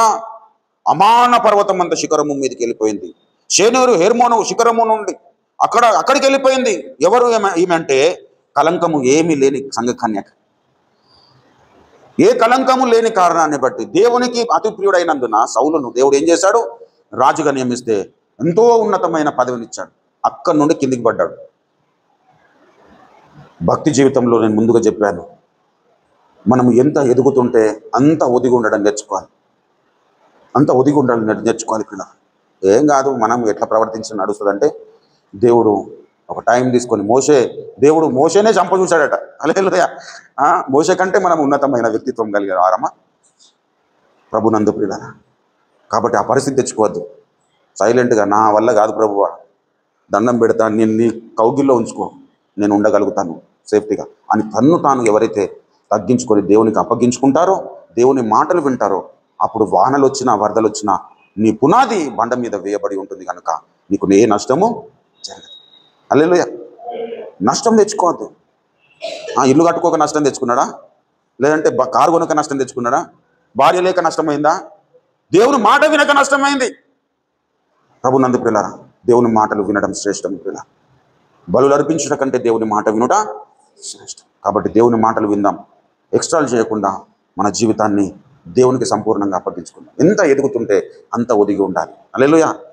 ఇంకా ఎదిగినాను కాబట్టి పర్వాలేదని అనుకుంటే, ఇప్పుడు మనం రక్షణ పొందినప్పుడు మన బ్రతికి ఎట్లుంటుందంటే, మామూలుగా ఈ కుర్చీ మీద కూర్చున్నట్టు ఉంటుంది. ఈ కుర్చీ మీద నుంచి కింద పడితే మనకి ప్రమాదం ఏముండదు. కానీ ఎదుగుతున్న క్రమంలో ఒక బిల్డింగ్ వైపు ఇంకొక 10 అంతస్తుల మీద, ఒక 30 అంతస్తుల మీకు వెళ్ళిన తర్వాత మనం పడ్డామంటే ఇంకా లేవడానికి అవకాశం ఉంది. రక్షణ పొందిన తర్వాత ఎదుగుతున్న క్రమంలో మనం రోజు ఒక స్టెప్ పైకి వెళ్తుంటాం దేవుని కృపను బట్టి. ఆ పైకి వెళ్తున్నప్పుడు మనం చాలా ఒదిగి ఉండాలి.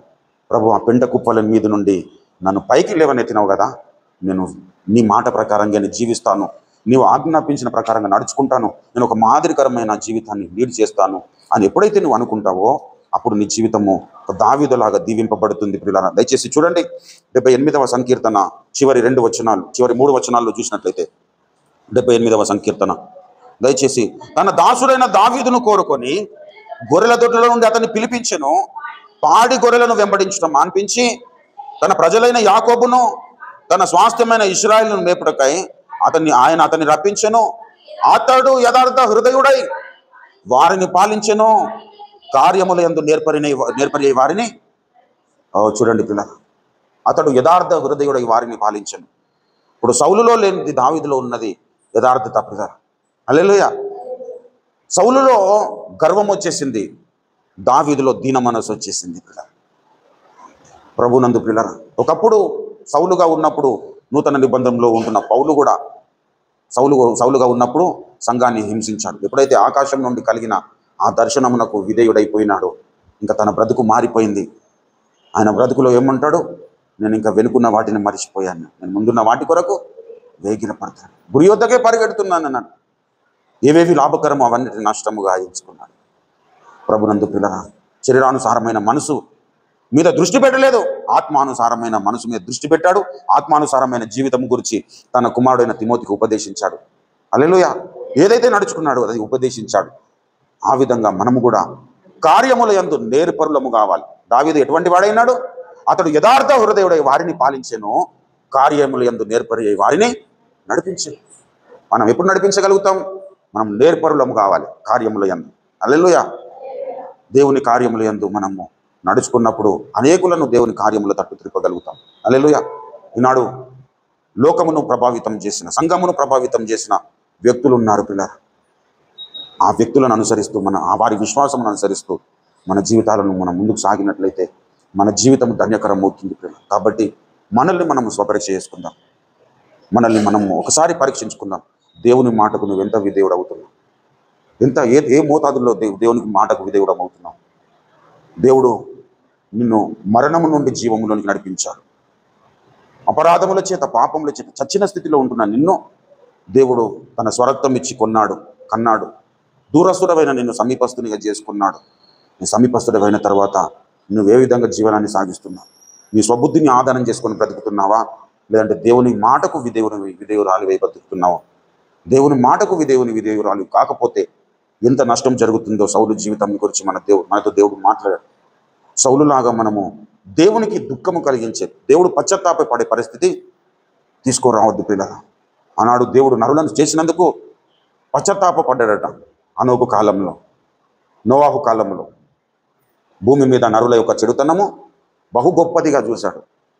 ఇప్పుడు నీలో ఎంతవరకు మంచితనం ఉన్నది, ఎంతవరకు దేవుని అనుసరిస్తున్నావు? నిజంగా నీ జీవితం అనే పునాది బండ మీద వేయబడిందా, లేదంటే పునాది లేకుండా ఇసుక మీద కట్టుకున్న స్థితిలో ఉంటే ఇదే రక్షణ దినము, ఇదే మిక్కిలి అనుకూలమైన సమయం.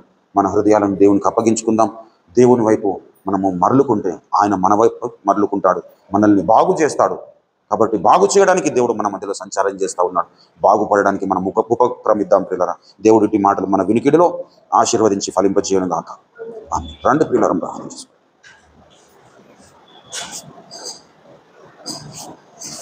ప్రార్థన చేసుకుందాం. ఎవరము కూడా సమయమును వ్యర్థపరచుకోకూడదు పిల్లరా. ఇది మిక్కిలి అనుకూలమైన సమయం. ఇది దేవునితో సమాధానపడే సమయము, దేవుని పాదాలను పట్టుకొని బ్రతిమిలాడే సమయం, వ్యక్తిత్వ నిర్మాణమును కాంక్షించే సమయం, దేవుని యొక్క స్వరూపమును పొందుకునే సమయము, దేవుని పోలికగా మార్చబడే సమయం. కాబట్టి శ్రద్ధగా మన ముందున్న సమయమును వినియోగించుకుందాం. మన బ్రతుకులను ఒకసారి పరిశీలన చేసుకుందాం. మనం నడిచి వచ్చిన యాత్రలో ఎంతవరకు దేవుని మాట మీద మనము నమ్మకం ఉంచాం? ఎన్నో ఉపదేశాలు వింటున్నాం, ఉపదేశ క్రమము చొప్పున నువ్వు నడుచుకునగలుగుతున్నాం. విని విడిచిపెట్టు వారై ఉండక అన్నాడు. వాక్య ప్రకారము ప్రవర్తించు వారునై ఉండు అన్నాడు. నువ్వు వాక్య ప్రకారము ప్రవర్తిస్తేనే క్రీస్తును నేర్చుకోగలుగుతావు. నువ్వు విన్న వాక్య ప్రకారంగా నడుచుకుంటేనే నీలో దీనత్వం అనేది కలుగుతుంది. దీన మనస్సుతో దేవుడిని ఆశ్రయిద్దాం. గర్వ హృదయాలకు దేవుడు విరోధి ప్రియులారా.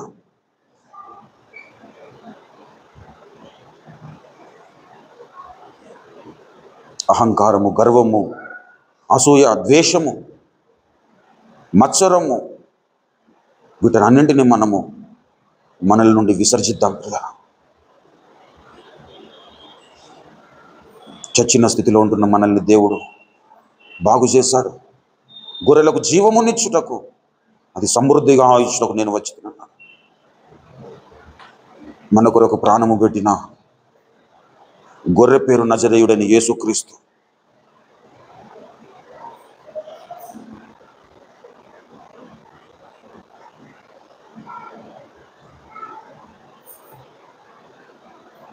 అబద్ధము నాకు హేయము అన్నాడు భక్తుడు. ఇంకా అబద్ధాలతో నీ జీవితాన్ని ఎందుకు భ్రష్టు పట్టించుకుంటావు?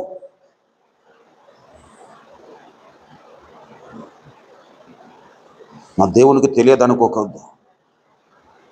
ఆయన దృష్టికి మరుగైనది ఏది లేదు. నీ ఆలోచనలు, నీ తలంపులు, నీ హృదయ వైఖరి, నీ మాటలు, నీ ప్రవర్తన, నీ నోటికి రాకముందే ఆయన ఎరిగి ఉన్నాడు అనే విషయాన్ని నువ్వు జాగ్రత్తగా గుర్తుంచుకోవాలి.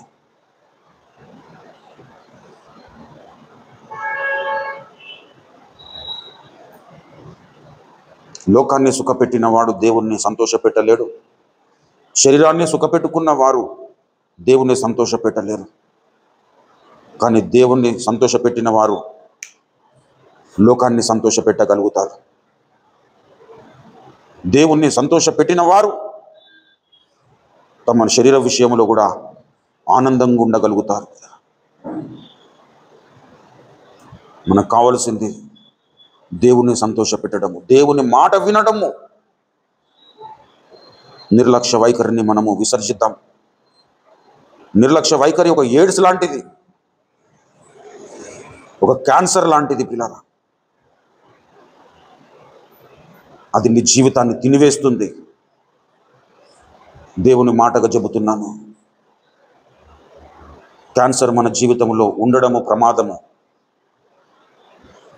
అది ఎంత త్వరగా మనము నయం చేసుకుంటే అంత మన జీవితానికి ఆరోగ్యము పిల్లరా.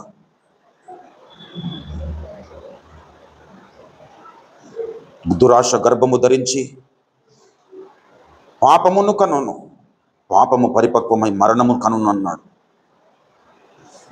అక్కడికి మనము వెళ్ళొద్దు పిల్లరా. నిత్య జీవితమునకు వారసులుగా ఉండడానికి దేవుడు మనల్ని పిలిచాడు.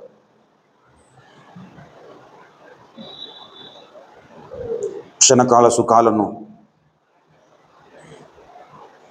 అల్పకాలపు పాప భోగములను అనుసరిస్తూ నీ జీవితాన్ని పాడు చేసుకోవద్దు. నీ కన్ను అభ్యంతరపరిస్తే కన్నును తీసివేయమన్నాడు. నీ అన్ని అవయవాలు, శరీరము అంత నరకములో పడివేయబడము కంటే నీ కన్ను ఒకటి తొలగిపోవడం శ్రేష్టం అన్నాడు. నీ చెయ్యి అభ్యంతరపరిస్తే చెయ్యి తీసేసుకోమన్నాడు. కాబట్టి జాగ్రత్తగా మన లైఫ్ను, రక్షణ జీవితమును మనము భయముతో వణుకుతో కొనసాగించుకోవాల్సిన అవసరత ఎంతైనా ఉంది పిల్లరా. దుష్టుడైన అపవాది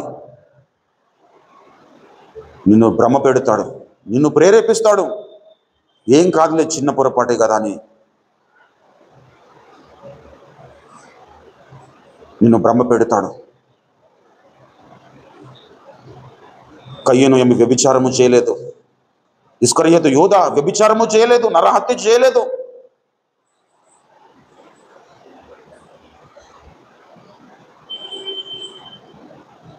ప్రభునందు ప్రియులారా, దేవుని మాటకు విధేయులు కాని కారణాన్ని బట్టి ఇంకా ఎప్పుడు కూడా క్షమించలేని పరిస్థితుల్లోనికి వాళ్ళు వెళ్ళిపోయినారు. అలా మన పరిస్థితులు ఉండొద్దు పిల్లరా. దేవుని మాటకు విధేయులమవుదాం. నీవు విధేయునివి, విధేయురాలు అవుతావని దేవుడు నిన్ను రక్షించాడు.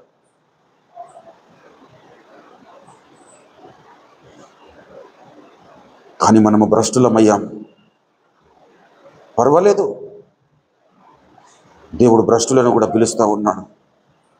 భ్రష్టులైన నా బిడ్డలారా తిరిగి రండి, మన కొరకు ఎదురు చూస్తూ ఉన్నాడు. మనం దేవుని కౌగిలోనికి వెళ్దాం.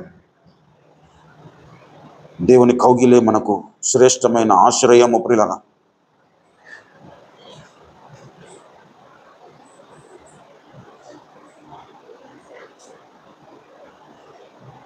నువ్వు ఆశ్రయముగా ఉంటారని నువ్వు ఎవరిని ఎన్నుకున్నా నువ్వు నష్టపోతావు. పరిస్థితులను బట్టి నీ ప్రవర్తనను చేంజ్ చేసుకుంటే నువ్వు నష్టపోతావు. ఎలాంటి పరిస్థితులు వచ్చినా నా దేవుడు మాత్రమే నా ఆశ్రయమని నువ్వు ఎప్పుడైతే స్థిరంగా ఉండగలుగుతావో అప్పుడు నీ అందు దేవుడు ఆనందిస్తాడు. నీ అందచందాలను బట్టి దేవుడు ఆనందించేవాడు కాదు.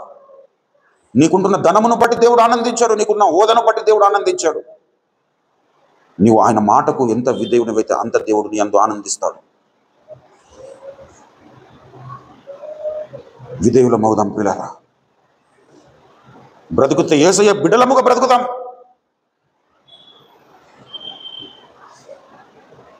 రోషము లేని, పౌరుషము లేని, చీమునెత్తురు లేని, సున్నము కొట్టిన సమాధుల్లాగా మనం బ్రతుకులు ఉండొద్దు పిల్లరా. అయితే యేసయ్యలో నన్ను కొనసాగుదాం, లేదంటే దుష్టుని కాడి కిందకనే వెళ్ళిపోదాం. చల్లగనైనా వెచ్చగనైనా లేక నులివెచ్చని స్థితిలో ఉంటే నేను నిన్ను ఉమ్మి వేస్తానన్నాడు. ఉమ్మి వేసే పరిస్థితి మనం కొనసాగించొద్దు. ఉమ్మి వేసే పరిస్థితి మనం కలిగి ఉండొద్దు ప్రియులారా. చాలా సీరియస్గా దేవుడు మాట్లాడుతూ ఉన్నాడు. అయితే గురుగులముగా నన్ను ఉందాం, లేదా గోధుమలైగా నన్ను ఉందాం. గాలి చెదరగొట్టు పొట్టు వలె ఉంటే పరిస్థితి ఎందుకు వద్దు ప్రియులారా. మనల్ని మనం స్వపరీక్ష చేసుకుందాం. కొద్ది సమయము మనము దేవుని సన్నిధానములో, దేవుని ముఖ కాంతిలో, విన్న వాక్య కాంతిలో మన బ్రతుకులను పరిశీలన చేసుకుందాం. నేను మానవ మాతృడని కనుక నేను కూడా కొద్దిసేపు నన్ను నేను పరీక్షించుకోవడానికి ఉపక్రమిస్తున్నాను. కొద్దిసేపు మాట్లాడను. ఎవరికి వారం స్వపరీక్ష చేసుకుందాం. సమయాన్ని వాటిని ఒప్పుకొని విడిచిపెట్టువాడు కనికరము పొందునన్నాడు.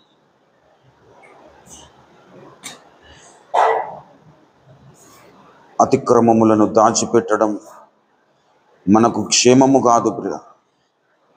ఒప్పుకొని విడిచిపెడదాం. ఆ విడిచిపెట్టిన దాన్ని మరలా మన జీవితంలో ఏమాత్రము కలిగి ఉండకుండా దేవుని కృపను వేడదాం. మన పాపములను మనము ఒప్పుకొనిన ఎడల ఆయన నమ్మదగిన వాడు, నీతిమంతుడు గనుక సమస్త దుర్నీతి నుండి మనల్ని విడిపించి పరిశుద్ధులనుగా పవిత్రులనుగా చేయునని లేఖనము సెలవిస్తుంది. ఒప్పుకున్న ప్రతి పాపము నుండి దేవుడు మనల్ని విడిపించాడని నమ్ముదాం. దేవుడు మనల్ని క్షమించాడని నమ్ముదాం. కృప కలిగిన దేవుడు అంతరిక్షము కంటే అధికమైన కృపను మన మధ్యలో మన మీద కుమ్మరిస్తుంటుండగా రెండు చేతులు ఆకాశము వైపెత్తుకొని ఆ దేవాది దేవుణ్ణి స్తుతిద్దాం ప్రియ. దేవుడు నన్ను క్షమించినాడని కృతనిశ్చత కలిగిన వారమై రెండు చేతులు ఆకాశము వైపెత్తుకొని ఆ దేవాది దేవుణ్ణి స్తుతిద్దాం. హల్లెలూయా, హల్లెలూయా, హల్లెలూయా, హల్లెలూయా, హల్లెలూయా, హల్లెలూయా, హల్లెలూయా, హల్లెలూయా, హల్లెలూయా, హల్లెలూయా, హల్లెలూయా, హల్లెలూయా. స్తోత్రములు, స్తోత్రములు, స్తోత్రములు, స్తోత్రములు, స్తోత్రములు, స్తోత్రములు ప్రభువా. ఓ గొప్ప రాజా నీకు వందనాలు, స్తోత్రములు ప్రభువా. సర్వశక్తిమంతుడా నీకు వందనాలు.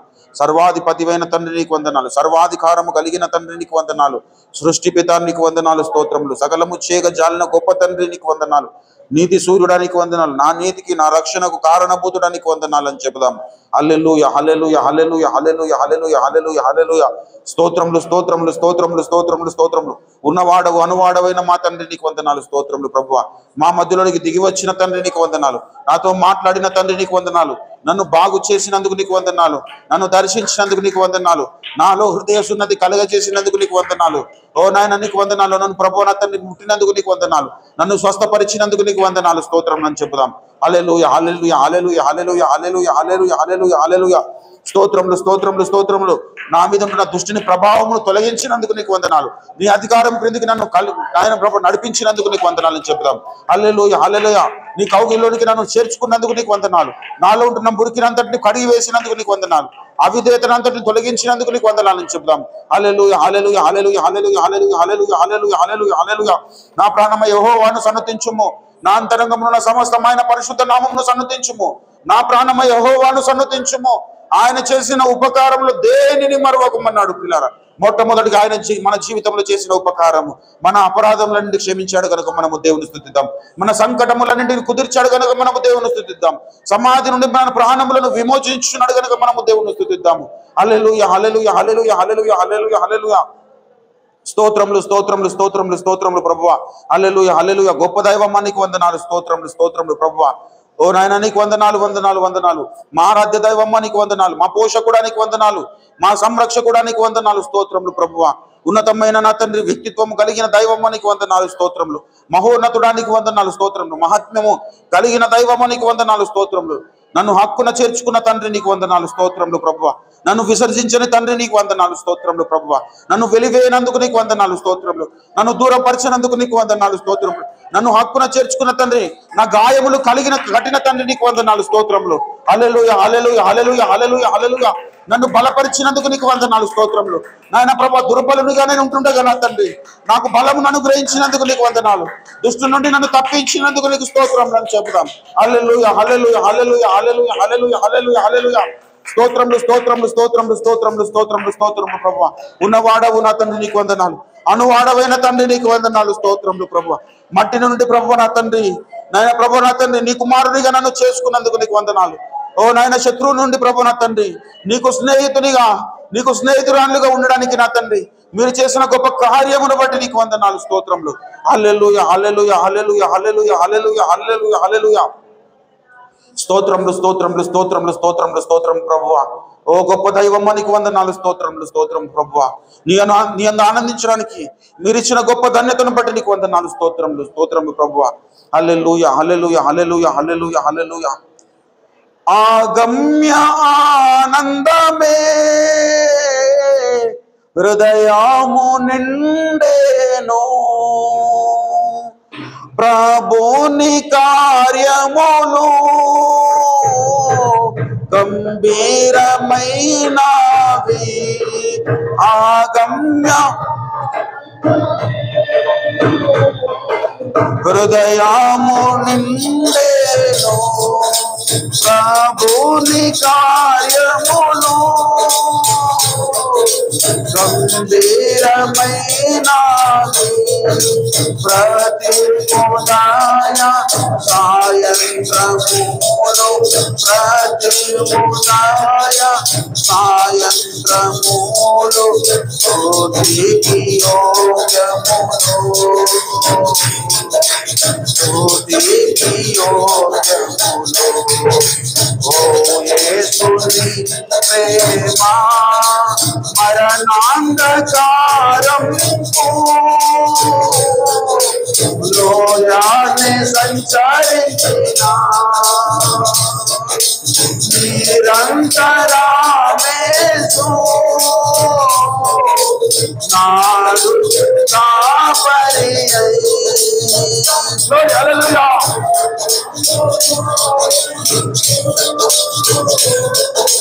లోయాన్ని సంచరించిన నిరంతరామేసు నాడు కాపరి కరమోలి నన్ను కాయోచున్నాడు. ఆమేన్ ఆమేన్ ఆమేన్ ఆమేన్ హల్లెలూయా హల్లెలూయా. కరుణాగల ప్రభువు, కరుణాగల ప్రభువు, యేసుని ప్రేమ సంకట సమయములో సాగాలే ఉన్నాడు. దయచూపునా మీద అని నేను మొర్రపెట్టనా. హల్లెలూయా ఆమేన్ హల్లెలూయా హల్లెలూయా హల్లెలూయా. దయచూపునా మీద అని నేను మొర్రపెట్టనా.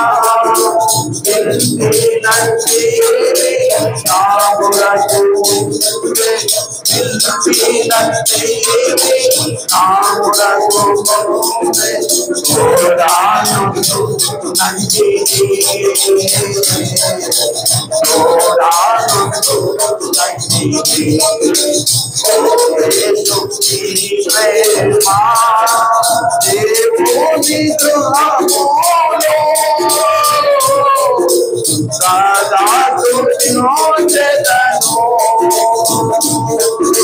సంపూర్ణ హృదయముతో, సదా భజించెదను. హల్లెలూయా సంపూర్ణ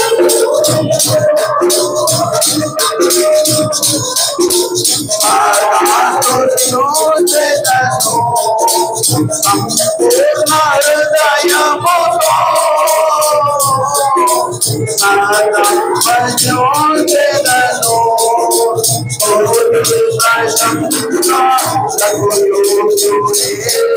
హల్లెలూయా ఆమేన్ ఆమేన్ ఆమేన్ ఆమేన్ హల్లెలూయా హల్లెలూయా హల్లెలూయా.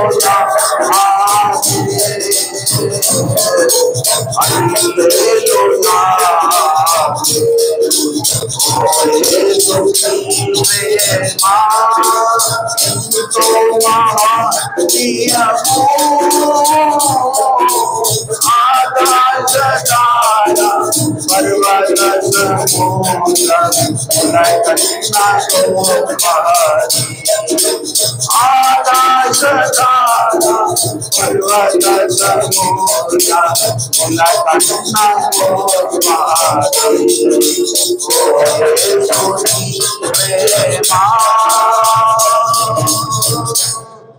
హల్లెలూయా, హల్లెలూయా, హల్లెలూయా.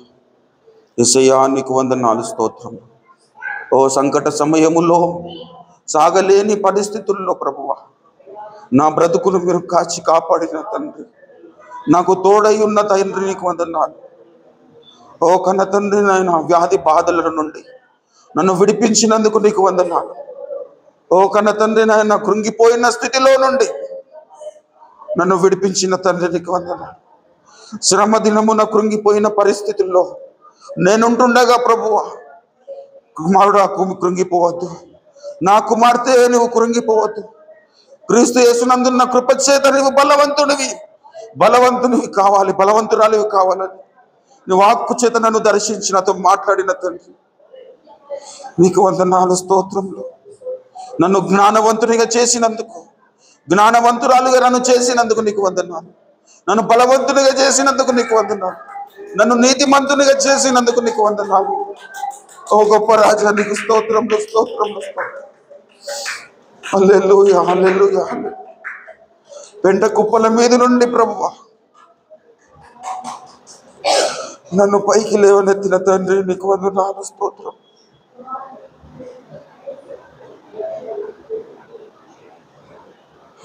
ఏ యోగ్యత లేని నాకు ప్రభువా నీ కుమారుడును కుమార్తెనయ్యడానికి ప్రభువా మీరిచ్చిన ప్రభువా అవకాశమును బట్టి నీకు వందనాలు. నా కొరకు ప్రాణము పెట్టిన తండ్రి నీకు వందనాలు, స్తోత్రములు. నా కొరకు ప్రభువా ఎన్నో అవమానాలను నోర్చుకున్న తండ్రి నీకు వందనాలు. నీ మాటకు విధేయుడనగున్నట్లుగా నా ముందున్న జీవితము ప్రభువా, నా దైనందిన జీవితము ప్రభువా నీకు ప్రతిష్ఠితమైనదిగా ఉండున్నట్లుగా